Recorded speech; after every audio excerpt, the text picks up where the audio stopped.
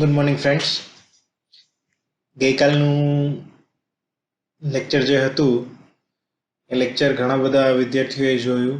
એમાંથી ઘણા બધાના તો ફટાફટ આન્સર બી આવી ગયા. એટલે સારી વાત છે, તમે બધા જુઓ છો.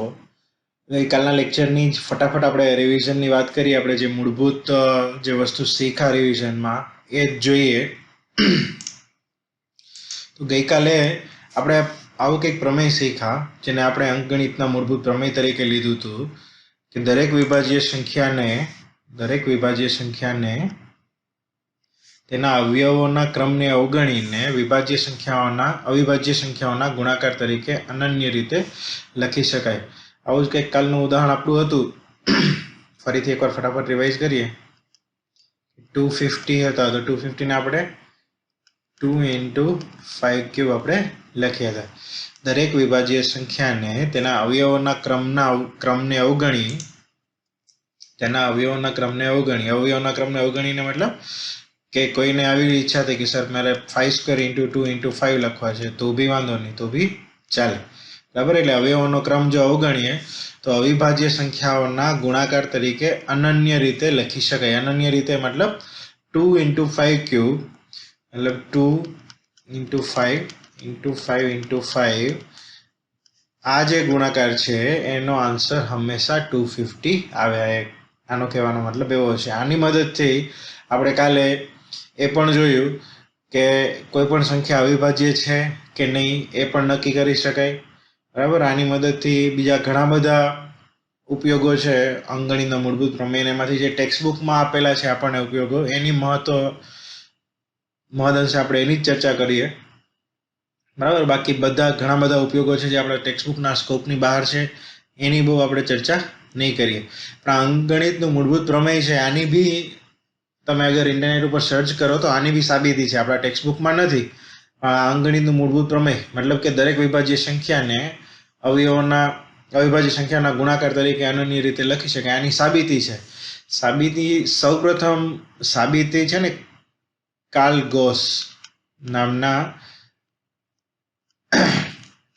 મેથેમેટિશિયને આપેલી. કાર્લ ગોસનું નામ આર્કિમિડીઝ અને ન્યૂટનની સાથે લેવામાં આવે છે. એટલે બહુ મેથ્સના અગર આપણે ચર્ચા કરીએ કે મેથ્સના ફિલ્ડમાં કાર્લ ગોસનું પહેલા 3 વૈજ્ઞાનિકોમાં નામ આવે એવો મેથેમેટિશિયન છે. બરાબર. કાર્લ ફ્રેડરિક ગોસ એવું એમનું નામ છે.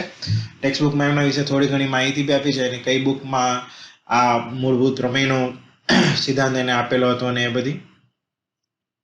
બરાબર. એટલે એમાં ટેક્સ્ટ બુક જો ડાઉનલોડ કરેલી હોય તો વચ્ચેના પેજમાં તમને થોડીક એની માહિતી બી મળી જશે. હવે આના ઉપર કેવા ક્વેશ્ચન હોઈ શકે, આના ઉપરથી શું હોઈ શકે એ જરાક આપણે ચર્ચા કરીએ.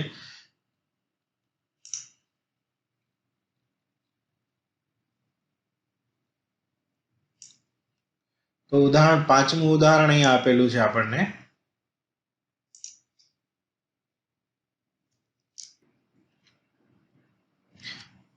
તમારી ટેક્સ્ટ બુકમાં 5મું ઉદાહરણ છે.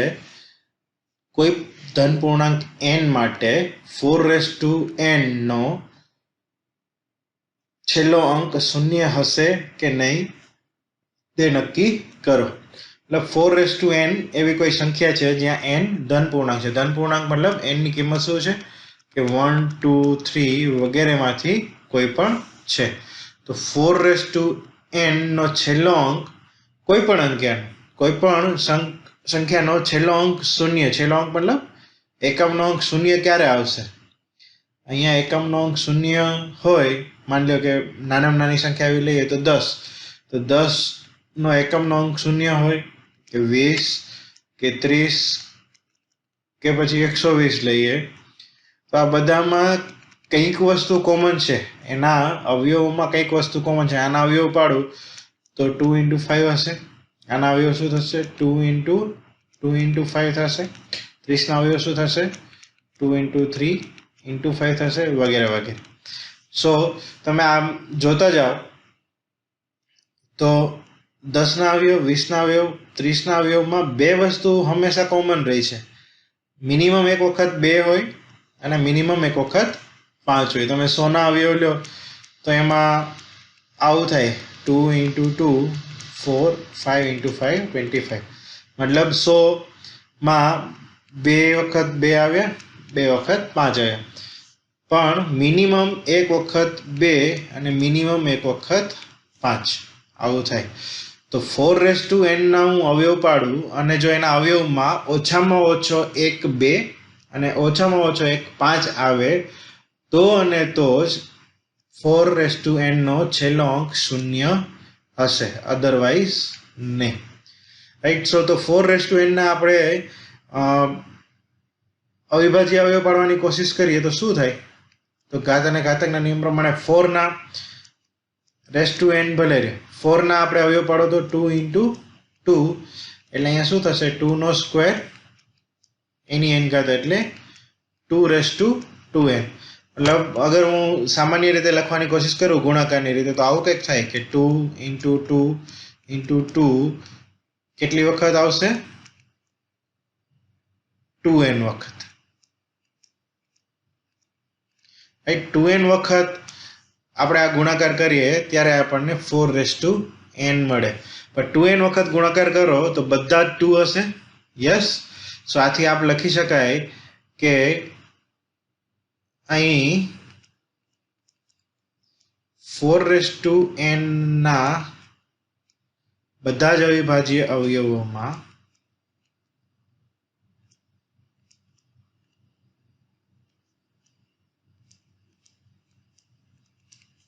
ફક્ત 2 જ છે ફક્ત 2 બધા જ અવિભાજ્ય અવયવો ફક્ત 2 છે ઘણી બધી વખત રિપીટ થયા છે 2n વખત પણ બધા અવિભાજ્ય અવયવ શું છે 2 છે આથી 4n નો છેલ્લો અંક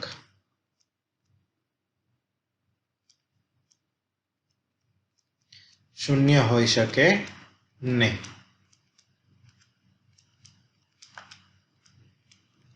આ ફક્ત જે અહીંયા આપણે કેલ્ક્યુલેશન કરી છે એ આપણી ખાલી સમજૂતી માટે છે એને તમારે ક્યાંય ઉદાહરણના જવાબમાં લખવાની જરૂર નથી બરાબર પણ 4n નું આપણે સાદુરૂપ આપીએ તો 2n થશે 2n मतलब 2 into 2 into 2 2n વખત તો અહીં 4n ના બધા જ અવયવો શું બતાવે છે કે એમાં ખાલી બે જ છે એમાં 5 નથી 2 અને 5 બંને હોવા જોઈએ તો જ એનો છેલ્લો અંક શૂન્ય હોય અધરવાઇઝ नहीं આવું જ એકાદું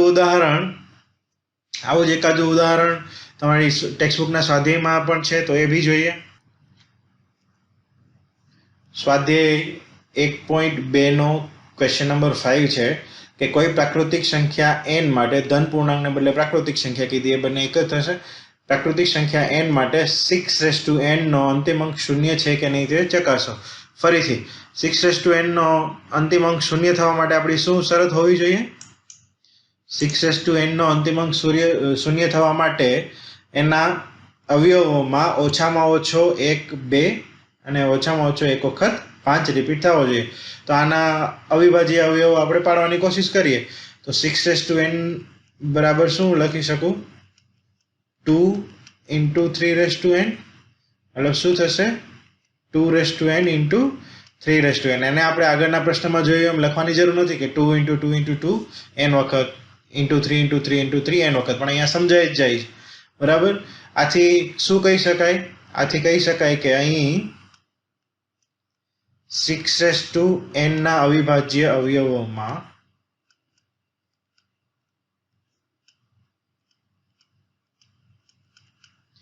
બીજી રીતે થોડુંક લખીએ 2 અને 5 બંનેનો સમાવેશ થતો નથી બંનેનો સમાવેશ થતો નથી આથી 6n નો અંતિમ અંક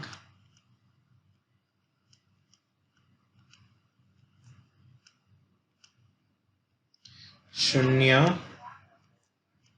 થશે નહીં કોઈ પણ n માટે તમે સાબિત કરી શકો n = 1 લ્યો તો 2 into 3 6 થાય 2 લ્યો તો 36 વગેરે વગેરે વગેરે તમે કરી શકો સો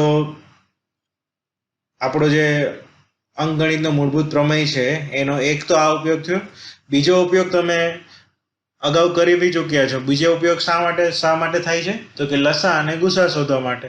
તો એવા જે 2-3 ઉદાહરણો છે એ ઉદાહરણો આપણે કરીએ, એના ઉપરથી એક અલગ પ્રકારના કંઈક સાબિતીના દાખલા છે એ બી જોઈએ, અને સાબિતી કેવી રીતે કરવી એ બી થોડુંક ચકાસીએ.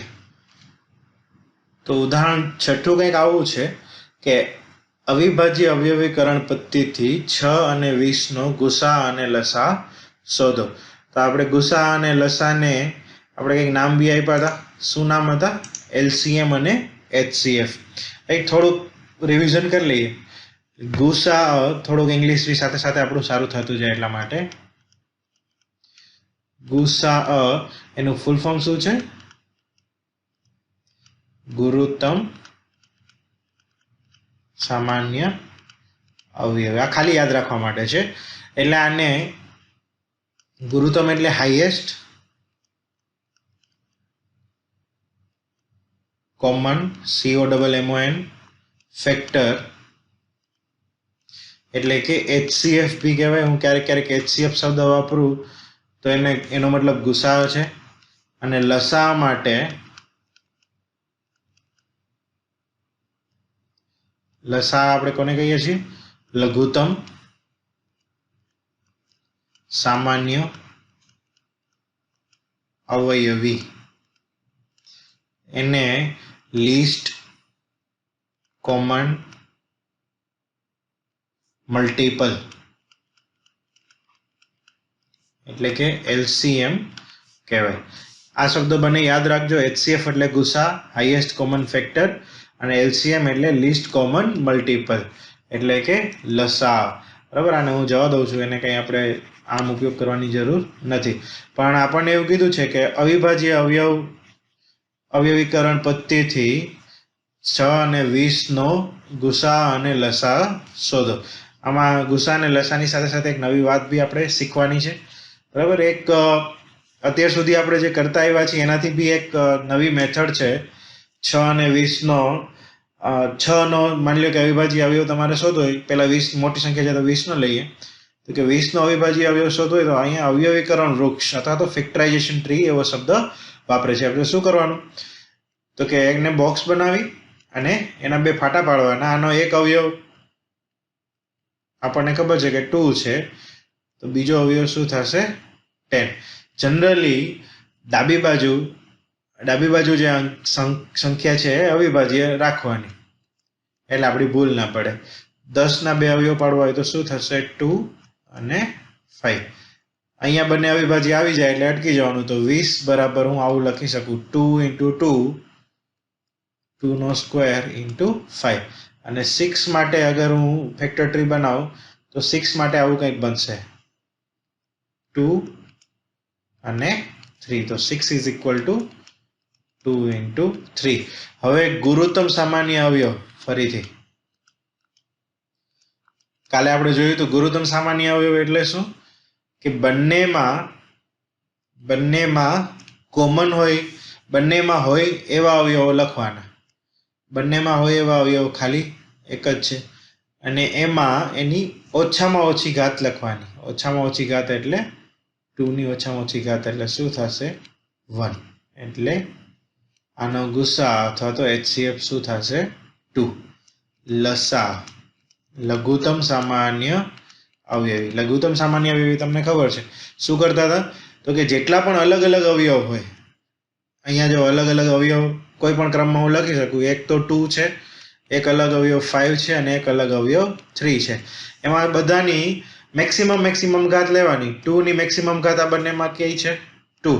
5ની મેક્સિમમ ઘાત શું છે? 1. 3ની મેક્સિમમ ઘાત શું છે? તો કે 1. તો આનો લસા શું થશે? 5 × 15 એને ગુણ્યા 4 એટલે 15 × 60. બરાબર. તો આનો HCF 2 થશે, LCM એના થશે 60. બરાબર. ગુસા 2, લસા 60. પણ અહીંયા જો એક સરસ મજાની આવી વાત છે. 2 સંખ્યા હોય તો 2 સંખ્યા માટે જો 20 × 6 કરું તો 120 થશે, અને આ બેનો ગુણાકાર કરું 60 × 2 તો બી 120 થશે. જોયું? આ કદાચ તમે પહેલી વખત શીખાશો. એટલે શું થાય?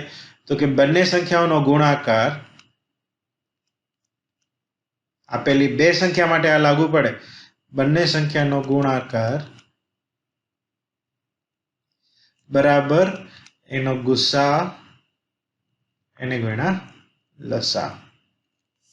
આવું તમે કરી શકો. આને થોડીક શિષ્ટ ભાષામાં આપણે લખીએ મેથેમેટિક્સની, તો a ગુણ્યા b, a અને b જો તમારી બંને સંખ્યા હોય તો a ગુણ્યા b બરાબર HCF એટલે કે a અને b નો ગુસા એને ગુણ્યા LCM એટલે કે a અને b નો લસા. તો મારે લસા શોધ્યા વગર ડાયરેક્ટ લસા કરવું હોય તો હું કંઈક આવું કરી શકું. આ સૂત્ર છે તમારી પાસે, તો તમે આવું લખી શકો કે માની લો કે આપી છે 20 અને 6 બે સંખ્યા, તો 20 અને 6 અને તમે ગુસા શોધી લીધો, તો બે સંખ્યાનો ગુણાકાર બરાબર 2 ગુણ્યા લસા થવું જોઈએ. તો લસા કરો તો લસા શું મળશે? 20 ગુણ્યા 6 ડિવાઇડેડ બાય 2. તો આમ કરો તો લસા કેટલો મળવો જોઈએ? 60, જે આપણે અહીંયા મળી ગયો છે. બરાબર, એટલે એ વસ્તુનું ધ્યાન રાખવાનું. આ નાના નાના વસ્તુઓ તમે ગમે ત્યારે યુઝ કરી શકો. માની લો કે એકાદ માર્કમાં એવો પ્રશ્ન પૂછ્યો છે કે બે સંખ્યાઓ x અને 10 છે, જેના લસા અને ગુસા અનુક્રમે 10 અને 120 છે, તો x ની કિંમત કેટલી થશે? તો તમારે હવે આમાંથી મળી જાય કે x × 10 = 10 × 120 થવા જોઈએ. તો x ની વેલ્યુ આટલી થશે, એ આપણને ખબર પડવી જોઈએ. બરાબર, એટલે એ સામાન્ય વસ્તુ છે. દાખલા તરીકે આનો જવાબ કરીએ તો બે સંખ્યાનો ગુણાકાર, આ આપણને આપ્યો છે ગુસા અને આ આપણને આપ્યો છે લસા. ગુસા એનો 10 અને લસા 120 છે, તો x ની કિંમત કેટલી મળવી જોઈએ? 120. બરાબર, આવા દાખલાઓ તમને પૂછી શકે. એટલે અહીંયા અવિભાજ્ય અવયવ પાડવા માટે તમે આ કોઈ ટેક્સ્ટબુકમાં અથવા તો એવી કોઈ ખાસ પરફેક્ટ મેથડ નથી. તમને અગર એવું પૂછે કે અવયવ વૃક્ષ, ગુજરાતી પર્ટિક્યુલર શબ્દ છે અવયવ વૃક્ષ, જો કે એ લોકોએ ઇંગ્લિશની ટેક્સ્ટબુકમાંથી ડાયરેક્ટ કોપી મારેલી છે, પણ અમે લોકો જ્યારે ભણતા ત્યારે ફેક્ટરાઇઝેશન ટ્રી આવો શબ્દ અમે વાપરેલો છે ઘડીએ ઘડીએ. બરાબર, ફેક્ટરાઇઝેશન ટ્રી તમે આને કહી શકો. ફેક્ટરાઇઝેશન ટ્રી એટલે તમે જે આ રીતના આપણી ઘોડી જેવું તમે બનાવીને લખો છો એના બદલે આવા સ્વરૂપમાં લખવાનું, એટલે એને ફેક્ટરાઇઝેશન ટ્રી. એમાં કંઈ બીજું નવીન વસ્તુ નથી. બીજો એકાદો આવો જ કંઈક ઉદાહરણ લઈએ. બરાબર, શું કહેવા માંગે છે જોઈએ. બીજું એકાદું આવું જ ઉદાહરણ છે એના પછીનું કે 96 અને 404 નો ગુસા અવિભાજ્ય અવયવની રીત ઉપરથી મેળવો અને તેના ઉપરથી તેનો લસા શોધો. બરાબર, તો અવિભાજ્ય અવયવની રીત ઉપરથી 96 ના અવિભાજ્ય અવયવ હું અગર ફેક્ટર ટીની મદદથી કાઢવા જાઉં તો શું નીકળશે? 96 ને બોક્સ બનાવ્યું, પછી 2 × 48 થશે ને, પછી થશે 2 × 24, પછી 2 × 12, પછી 2 × 6, પછી 2 × 3. એટલે 96 96 બરાબર કેટલા થશે? 1 2 3 4 5, 2⁵ × 3. બરાબર, એવી જ રીતે 404 કરો તો શું થશે? 2 × 202, પછી અહીંયાથી 2 × 101. 101 અવિભાજ્ય છે કે નહીં આપણને ખબર પડશે. કાલે આપણે રીત જોઈ છે કે 101 નું એપ્રોક્સિમેટ સ્ક્વેર રૂટ 10 થાય, તો 10 થી નાની સંખ્યાઓ અવિભાજ્ય જે છે 7 5 3 2 એના વડે આને ભાગી શકાય તો અવિભાજ્ય હોય, નહીં તો અવિભાજ્ય. બરાબર, તો 2 વડે ના ભાગી શકાય, 3 5 વડે ના ભાગી શકાય, 7 વડે તમે જોઈ શકો 7 વડે બી ના ભાગી શકાય, મતલબ 101 અવિભાજ્ય છે એટલે આ અવિભાજ્ય સંખ્યા થઈ ગઈ. તો 404 ઇઝ ઇક્વલ ટુ 2 નો સ્ક્વેર ઇન્ટુ 101 થશે. પહેલા એવું કીધું છે કે આનો ગુસા પહેલા શોધી લ્યો. તો ગુસા શું થશે? 96 અને 404 નો ગુસા જેટલા પણ સામાન્ય અવયવ છે 2 એક જ સામાન્ય છે, આમાં 3 અને 101 ડિફરન્ટ છે, અને એની મિનિમમ ઘાત 2 ની મિનિમમ ઘાત કેટલી છે? 2. તો કે આનો ગુસા શું થશે? 4. હવે આના ઉપરથી એનો લસા શોધવાનો છે. તો લસા તમે આમ પણ કરી શકો કે 2 × 3 × 101 અને પછી 2 ની મહત્તમ ઘાત 2⁵ છે. તો એવું કરીને બી તમે ગુસા શોધી શકો, અથવા તો આપણી પાસે હમણાં આપણે જોયું કે બે સંખ્યાનો ગુણાકાર a × b બરાબર HCF of AB multiplied by LCM of AB. આના ઉપરથી બી તમે શોધી શકો. તો આવું લખી શકો કે આથી 96 × 101 404 not 101 404 is equal to ગુસા પહેલા એકવાર લખી નાખીએ જેથી આપણને આ બેનો ગુસા 404 એને ગુણ્યા એ બંનેનો લસા. લસા તો આપણે શોધવાનો છે. તો લસા અને સબ્જેક્ટ બનાવો. બ્રેકેટમાં હું નથી લખતો, બરાબર. તો લસા કેટલો થશે? 96 × 404 એના છેદમાં એનો ગુસા. ગુસા કેટલો છે? 4. તો 404 એને ડાયરેક્ટ તમે 4 વડે ભાગી શકો તો 101. તો 96 × 101 આપણને આ ગુણાકાર ફટાફટ આવડવા જોઈએ, બરાબર. આનો ગુણાકાર 9696 થશે, પણ કઈ રીતે? તો બહુ સામાન્ય બુદ્ધિ છે, આ મેન્ટલ કેલ્ક્યુલેશન છે. આમાં આવું કરવા નહીં બેસવાનું કે 101 × 96 કરી અને પછી અહીંયા ગુણાકાર કરીએ, આવું નહીં કરવાનું, બરાબર. અહીંયા આપણે ખાલી સામાન્ય બુદ્ધિ આપણે વાપરીએ, કોમન સેન્સ. તો મારે ખાલી ઓરલ કેલ્ક્યુલેશન જ કરવા પડે કે 96 × 101 કરવા છે, તો 101 ને હું 100 + 1 લખી શકું. યસ. તો 96 × 100 ફટાફટ થઈ જાય, મેન્ટલી આપણે લખવાની બી જરૂર નથી. +1 +96 એટલે શું થશે? 9696, બરાબર. આ યાદ રાખવાનું, આવું કંઈ ટેક્સ્ટ બુકમાં લખેલું ના હોય, એટલું ધ્યાન રાખજો. હવે આને હું અત્યારે જવા દઉં છું.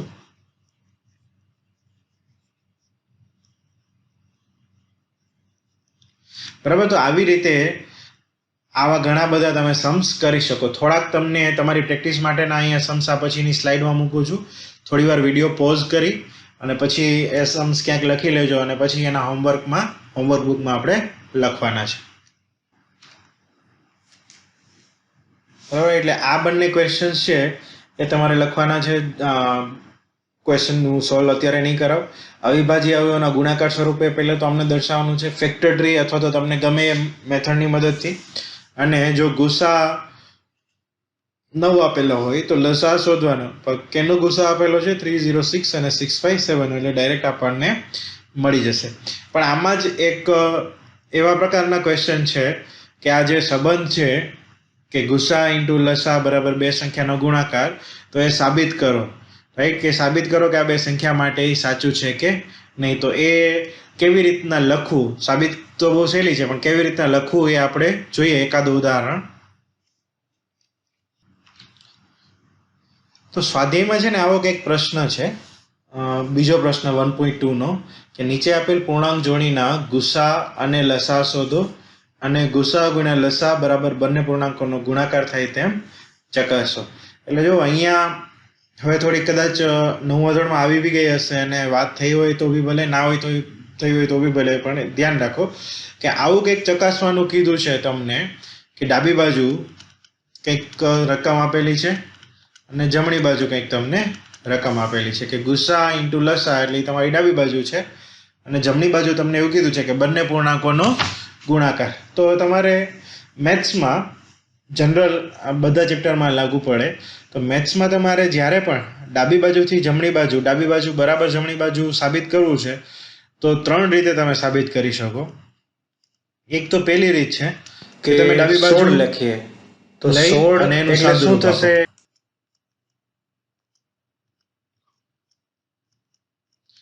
અને જમણી બાજુ જેટલું આવી જાય એનું ધ્યાન આપો.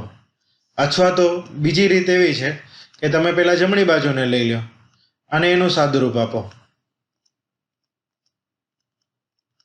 અને ડાબી બાજુ જેટલી મળે એનું ધ્યાન રાખો. અથવા તો ત્રીજી રીત એવી છે કે ડાબી બાજુનું સાદું રૂપ આપો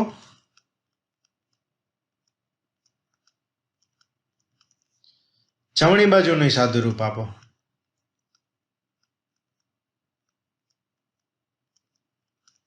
અને આ બંને સંખ્યા આ બંને સરખું છે એવું સાબિત કરી દો.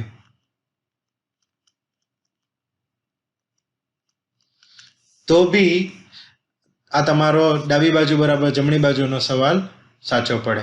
હવે સાદુરૂપ આપવામાં તમે અત્યાર સુધીમાં શીખ્યા કે હવે પછી શીખશો એવી કોઈ પણ રીતનો તમે ઉપયોગ કરી શકો. સાદુરૂપ આપવું મતલબ એવું જરૂર નથી કે કોઈ પર્ટિક્યુલર સ્વરૂપમાં તમારે સાદુરૂપ આપવું પડે. બરાબર, તમે કોઈ પણ તમે અત્યાર સુધીમાં શીખ્યા છો એવી કોઈ પણ મેથડથી તમે સાદુરૂપ એનું આપી શકો.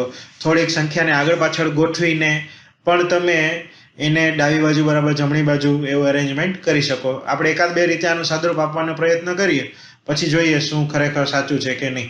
તો પહેલો ક્વેશ્ચન હું કરાવું છું, પછી આ સ્ક્રીનશોટમાં લઈ અને બીજો અને ત્રીજો ક્વેશ્ચન તમારે કરવાનો છે. બરાબર, એટલે પહેલો ક્વેશ્ચન શું છે કે 26 અને 93 આ બંનેનો ગુસા અને લસા પહેલા એ શોધવાનો અને પછી બંનેનો ગુણાકાર એ ગુસા અને લસાના ગુણાકાર જેટલો છે કે નહીં એ સાબિત કરવાનો. એટલે ડાબી બાજુ આપણી ગુસા ઇન્ટુ લસા છે અને જમણી બાજુ બંને પૂર્ણાંકોનો ગુણાકાર છે એવું કંઈક છે. તો પહેલો ક્વેશ્ચન છે 26 અને 91. ચાલો ને આજ કરો. બરાબર, તો 26 આવું કંઈક થશે 2 into 13 એટલે 26 એટલે 2 into 13. 91 ના અવિભાજ્ય અવયવ શું પડશે કે 91 પોતે અવિભાજ્ય સંખ્યા છે. તો 91 ફરીથી આપણે જોવાનું કે 8 નો વર્ગ શું થાય છે 81. 9 નો વર્ગ કરવા જાવ, સોરી 9 નો વર્ગ 81 થાય છે. 8 નો વર્ગ તો હજી નાનો પડે. 10 નો વર્ગ 100 થઈ જાય. એટલે 9 થી નાની અવિભાજ્ય સંખ્યાઓમાંથી જો હું 91 ને ભાગાકાર કરી શકું તો 91 અવિભાજ્ય હોય, સોરી વિભાજ્ય હોય, નહીં તો એ અવિભાજ્ય સંખ્યા થઈ જશે. તો 91 ને તમે 7 વડે ભાગો તો મારા ખ્યાલથી અગર તમને પાડા આવડતા હોય ખરેખર સરખી રીતે તો 13 × 91 થાય. સો 91 ઇઝ ઇક્વલ ટુ શું થશે 7 into 13. તો હવે આમાં આપણને ગુસા અથવા તો HCF શોધવો હોય, ગુસા અથવા તો HCF શું થશે, સામાન્ય જે પણ અવયવો હોય એ લઈ લેવાના. સામાન્ય અવયવ શું છે આ બંનેમાં 13 અને એની ઓછામાં ઓછી ઘાત લેવાની. તો ગુસા શું થશે 13 અને લસા શું થશે અથવા તો LCM લીસ્ટ કોમન મલ્ટીપલ. લસા શું થશે, અલગ અલગ અવયવો બધા લેવાના. 2 એ અલગ છે, 13 એ અલગ છે અને 7 અલગ છે. બધાની મેક્સિમમ ઘાત 1 છે. એટલે 14 into 13. હવે જો આ 14 into 13 કરવા હોય તો બી એની સહેલી રીત પણ છે. એને તમારે લાંબી રીત કરવી હોય તો લાંબી રીત પણ છે. તમને કોઈ પણ સંખ્યાનો વર્ગ આવડે ફટાફટ 13 ગુણ્યા 14 મારે કરવા હોય તો હું આમ પણ કરી શકું. તમારી ટ્રેડિશનલ મેથડ જે છે 140 અને પછી 4 તરી 12 કરો અને પછી એક વધી ચડાવો એટલે 182. આવું કરવું હોય તો બી હું કરી શકું. બરાબર, પણ આવું ના કરવું હોય તો તમને 13 નો વર્ગ ખબર છે તો 14 ને હું 13 + 1 લખી શકું. તો 13 નો વર્ગ શું થાય 169. એમાં હું 13 એડ કરીશ તો બી મારો જવાબ આવી જશે. આવી રીતના ગુણાકાર જેવું તમે તમારા મગજને કષ્ટી આપવાની શરૂ કરશો એટલા જ ફટાફટ તમને આ બધા ગુણાકારો આવડશે. પછી તમારે આમે લખ્યું છે લખવાની બી જરૂર ના પડે. પણ લસા બેનો શું થશે 182. બરાબર, હવે આપણે સાબિત કરવાનું છે, ચકાસવાનું છે કે ગુસા ઇન્ટુ લસા એ બંને પૂર્ણાંકોનો ગુણાકાર બરાબર થાય છે કે નહીં. તો અહીંયાથી હું થોડું રબ કરી દઉં, પણ ડાબી બાજુ લખવાની તમે શરૂઆત કરો તો ડાબી બાજુ આપણને આપી છે કે ગુસ્સા ઇન્ટુ લસા. ત્રણેય રીતે જે છે એ ત્રણેય રીત આપણે ચકાસવાનો પ્રયત્ન કરીએ. પહેલી રીત મેં એવી કીધી તમને કે ડાબી બાજુથી જમણી બાજુ તરફ જવાનું. તો આપણી ડાબી બાજુ આવી છે કંઈક, ચકાસણીમાં આપણે લખીએ. આ એ જ ક્વેશ્ચન છે, એક માટે તમારે નીચે નીચે જતું જવું પડશે. બરાબર, ચકાસણીમાં આપણે લખીએ કે ગુસ્સા પહેલો જ ક્વેશ્ચન છે એટલે આપણે હું બ્રેકેટમાં 26 અને 91 નથી લખતો, ઇન્ટુ લસા, આ આપણી ડાબી બાજુ છે. લસા બરાબર ગુસા ઇન્ટુ લસા બરાબર શું થશે? તો કે ગુસા 13 છે અને એનો લસા 182 છે. હવે માની લ્યો કે મને થોડીક આળસ થાય છે અને મારે અહીંયા ને અહીંયા રાખી દેવું છે, તો બી હું રાખી શકું. અહીંયા મારે કંઈ જવાબ લાવવાની જરૂર હાલ પૂરતી મને નથી. હું એવું કરી દઉં છું કે મને થોડીક ચાલો ગણવામાં ગણતરી કરવામાં આળસ થાય છે, ગણતરી કરવામાં આળસ થાય છે એટલે હું આને 1 આપીને એમને રાખી દઉં છું. હવે બંને સંખ્યાનો ગુણાકાર શું છે? જમણી બાજુ બંને સંખ્યાનો ગુણાકાર, બંને સંખ્યાનો ગુણાકાર એટલે શું થાય? 26 ગુણ્યા 91. હવે મને ખબર છે 26 એટલે શું આપણે લખ્યું છે તો કે 13 ગુણ્યા 2, એને ગુણ્યા 91. 91 એટલે શું હતા? 13 ગુણ્યા 7. તો આને હું આવું લખી શકું, આ ત્રણનો ગુણાકાર તો મેં હમણાં અહીંયા ઉપર કર્યો હતો, જો તમને યાદ હોય તો 14 ગુણ્યા 13 એટલે બરાબર. એટલે આ 13 એને ગુણ્યા 182 એટલે આ બીજી બાજુ. તો 13 ગુણ્યા 182 અને 13 ગુણ્યા 182 બે સાચું થઈ ગયું. માટે ગુસા ડાબી બાજુ બરાબર જમણી બાજુ, ગુસા ઇન્ટુ લસા બરાબર બંને સંખ્યાનો ગુણાકાર. થઈ શકે? પણ માની લ્યો કે આપણે આટલી બધી આળસ નથી કરવી, બરાબર, તો અહીંયા આપણે ગુણાકાર કરવો પડશે. તો આપણે શું કરવાનું? આ એક રીત થઈ, બરાબર. બીજી રીત તમને શીખડાવું કે આપણે ડાબી બાજુમાંથી જમણી બાજુ કન્વર્ટ કરવાની. આ તો આપણે શું કર્યું કે બંને સાઈડનું થોડું થોડું સાદરૂપ આપી અને મૂકી દીધું. હવે હું અહીંયા આવું કરું કે મને ખબર છે કે 182 એટલે શું છે? 14 ગુણ્યા 13 છે. યસ, હમણાં જ આપણે ગુણાકાર કર્યો. તો 13 ઇન્ટુ 14 એટલે 2 ઇન્ટુ 7 છે. તો 13 ઇન્ટુ 2 શું થઈ જશે? 26 ઇન્ટુ 91. એટલે આ શું થઈ ગયું? આપણી જે મૂળભૂત સંખ્યાઓ આવી ગઈ 26 અને 91, એટલે બંને સંખ્યાનો ગુણાકાર. આવી રીતે બી તમે કરી શકો. તમારે એકચ્યુઅલમાં આના ગુણાકાર કરવાની જરૂર ના પડે. તમને અવયવ જો સરખી રીતે સમજાય, અવયવનો ગુણાકાર તમને સરખી રીતે સમજાય તો.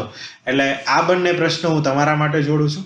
આ બંને પ્રશ્નોના જવાબ બી આગળના બે પ્રશ્નો છે એની સાથે તમારે કરવાના કે આ બંને સંખ્યાઓનો ગુણાકાર કરીએ તો શું થાય અથવા તો કેવી રીતે થાય. પણ ધ્યાન રાખજો કે આપણે જે આ વસ્તુ શીખ્યા છીએ, આ વસ્તુ આપણી છે કે ગુસા ઇન્ટુ લસા એ બે સંખ્યાઓનો ગુણાકાર એ માત્ર ને માત્ર બે સંખ્યાઓ માટે જ લાગુ પડે. ત્રણ સંખ્યાઓનો લસા અને ગુસા શોધો તો એ લાગુ પાડી શકાય નહીં. એ વસ્તુનું એક ખાસ ધ્યાન રાખવાનું.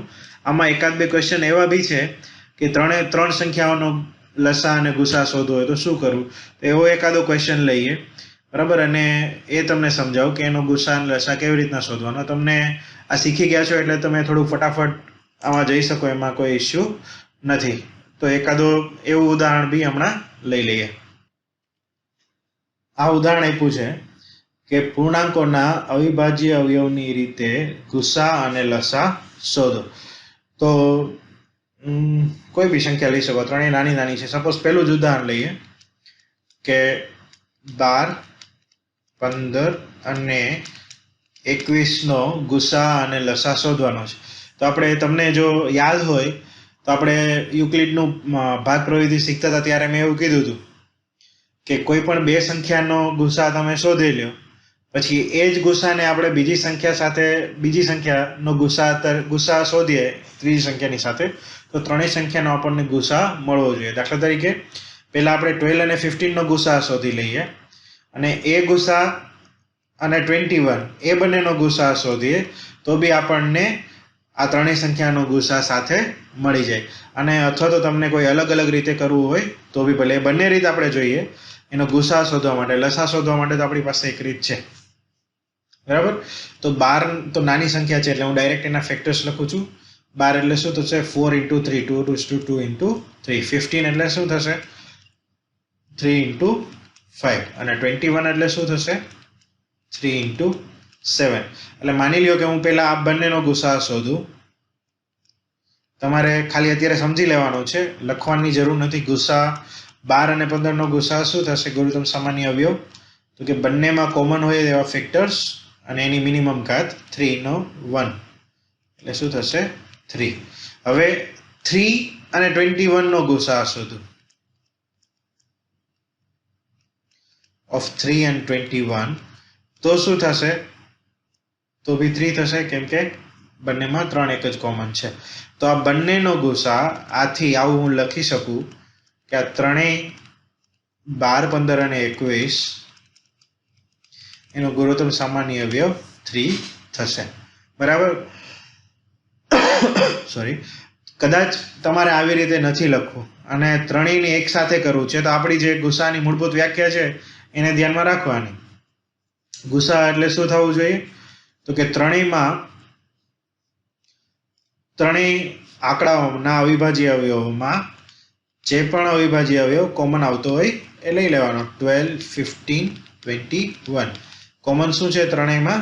3 એક જ છે. મિનિમમ પાવર એની 1 છે કોમનમાં એટલે 1. તો ત્રણેયનો ગુસા શું આવશે? 1 આવશે. એવી રીતના લસા માટે શું આપણે વ્યાખ્યા હતી? 12, 15, 21 તો એનો લસા શું થશે?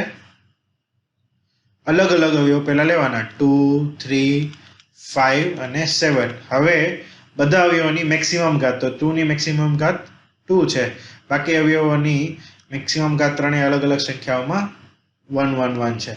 એટલે આવું કંઈક થશે 4 × 3 × 5 × 7. હવે આનો ગુણાકાર તમને જે યોગ્ય લાગે એ રીતે તમે કરી શકો. હું આવું કરું કે 5 × 4 = 20 × 21 એટલે 420 તો બી વાંધો નથી. 4 તેરી 12, 50, 60. 60 × 7 કરો તો બી 420 આવશે. એટલે તમને યોગ્ય લાગે એ રીતના તમે કરી શકો.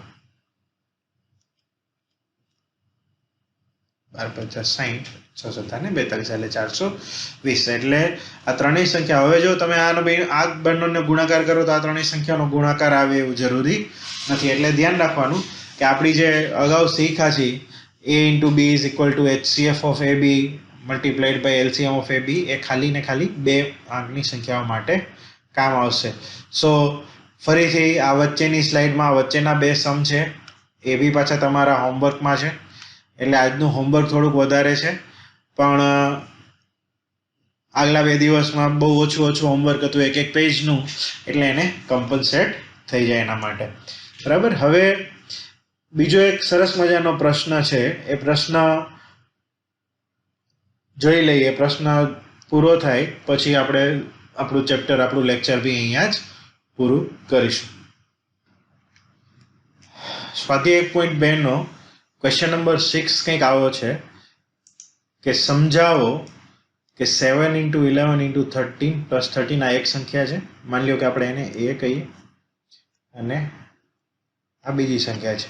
આ બંને સંખ્યાઓ વિભાજ્ય શા માટે છે એ આપણને દર્શાવવાનું છે. તો હમણાં જ આપણે જોયું કે સંખ્યા અવિભાજ્ય અને વિભાજ્ય ક્યારે કહી શકો? તો વિભાજ્ય સંખ્યા માટે આપણે શું કીધું હતું કે એના એક અને સંખ્યા પોતે એ સિવાયના ઓછામાં ઓછા 2 અવયવ હોય, ઓછામાં ઓછો 1 અવયવ, આમ તો આપણે લીધો હતો, ઓછામાં ઓછો 1 અવયવ હોય તો એને વિભાજ્ય સંખ્યાઓ કહેવાય. અથવા તો હું આવું સાબિત કરી દઉં કે a = 1 સિવાયની કોઈ પણ બે સંખ્યાનો ગુણાકાર, a = c × d હું સાબિત કરી દઉં, જ્યાં c અને d બેમાંથી એકેય કોઈ 1 નથી, તો શું થઈ જશે?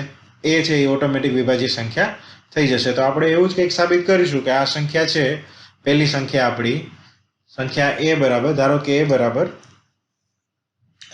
શું કામ આપણે ધારો કે લખીએ છીએ? તો વારે ઘડી આપણે નીચે આ સંખ્યા આખી લખવી ના પડે એટલે કે ધારો કે a બરાબર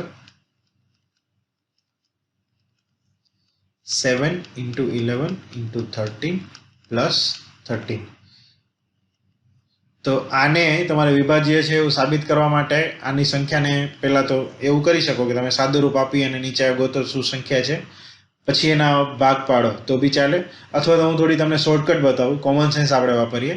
તો જો આ એક પદ છે આખું, જે આકાશાણી સાહેબ પેલા સાદુરૂપના સમ્સ મૂક્યા એમાં તમને ખબર છે કે પ્લસ અને માઇનસ થી જે પણ છૂટા પડે એ તમારે પદ ગણવાના, બાકી આખું પદ એક ગણાય. એટલે અહીંયા પ્લસ છે એટલે આ એક પદ છે 7 into 11 into 13, અને આ 13 છે એ બીજું પદ છે.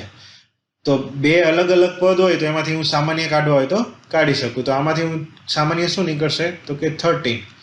તો 13 સામાન્ય કાઢો તો પહેલા પદમાં શું વધશે 7 into 11, વચ્ચે તમારી નિશાની છે નિશાની એમને રહેશે, બીજા પદમાંથી 13 કોમન કાઢી લેવા એટલે શું વધશે 1.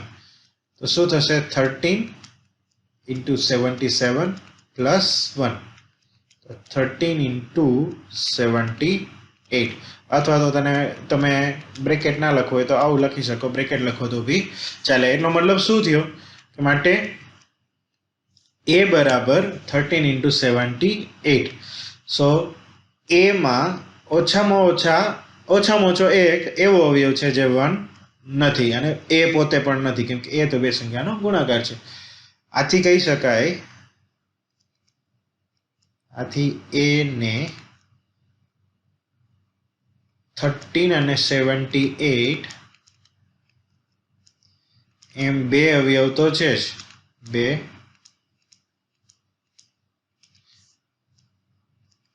આથી આ સંખ્યા આપેલ સંખ્યા વિભાજ્ય છે. આને તમારે ગુણાકાર કરી અને લખવાની જરૂર નથી કે આ સંખ્યા છે, આપણને તો કીધું છે કે આ, એના બદલે આપણે એ લઈ લીધું. આથી a ને 13 અને 78 એમ બે અવયવ છે અને જેના લીધે આ સંખ્યા વિભાજ્ય છે. આવી જ રીતે તમે b માટે બી લખી શકો. યસ, હવે મારી ફટાફટ મારાથી આગળ બી થઈ જવા જોઈએ. એ ધારો કે b is equal to શું થશે 7 into 6 into 5 into 4 into 3 into 2 into 1 plus 5. તો અહીંયા આપણી પાસે બે પદો કયા કયા છે તો કે એક પદ છે આ 7 થી 1 નો ગુણાકાર અને બીજું પદ છે 5. તમે આ ગુણાકાર કરી અને પ્લસ એમાં 5 એડ કરીને તમે પછી ફરીથી b ના અવયવ શું છે એ બી બતાવી શકો, અથવા કોમન સેન્સ યુઝ કરીએ કે બંનેમાં 5 કોમન છે. તો 5 into 7 into 6 into 4 into 3 into 2 into 1 plus શા માટે તો કે બે સંખ્યા છે એટલે બ્રેકેટની અંદર બી બે અલગ અલગ પદો આવવા જોઈએ. એટલે 5 into આ ગુણાકાર કરો તો શું થશે 6 + 42 ગુણ્યા 4 * 12 ને 24. થોડોક એકાદું સ્ટેપ આપણે વધારીએ,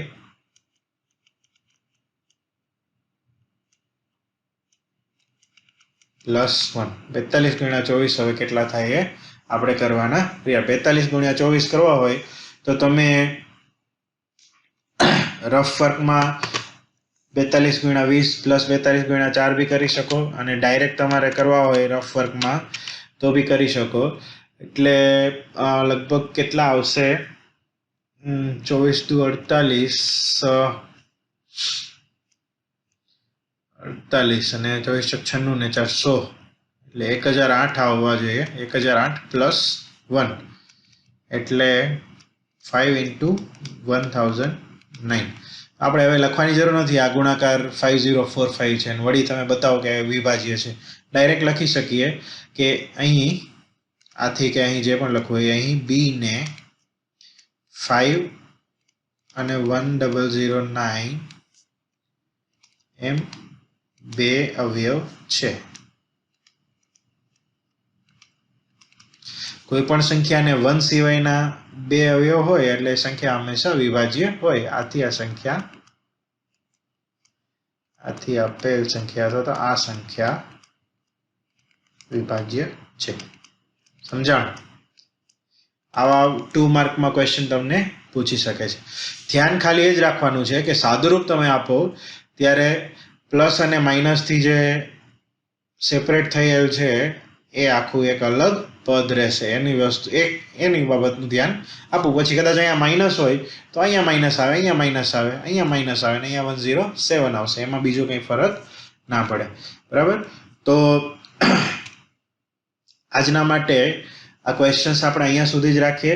તો તમારા હોમવર્કમાં અગાઉની સ્લાઇડ્સમાં જે આપેલા છે એ ક્વેશ્ચન્સ તમારે પૂરા કરવાના. પ્લસમાં જે પણ ક્વેશ્ચન્સ આપણે આજે લખેલા છે, મેં ઉદાહરણ આપ્યા છે એના સિવાયના જે ટેક્સ્ટબુકના ક્વેશ્ચન છે જે આ પ્રિન્ટેડ છે, બરાબર, એ પ્રિન્ટેડ બધા એક્ઝામ્પલ્સ તમારે તમારી ફેરબુકમાં લખવાના છે. ચલો આજ માટે અહીંયા જ રાખીએ.